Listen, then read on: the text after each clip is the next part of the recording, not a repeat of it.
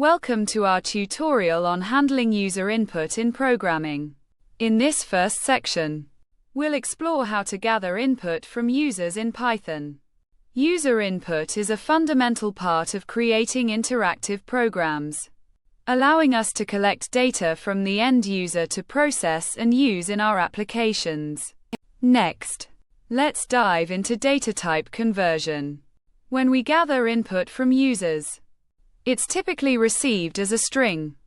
However, we often need to convert this input into integers or floats to perform calculations. This section will show you how to convert user input to different data types in Python.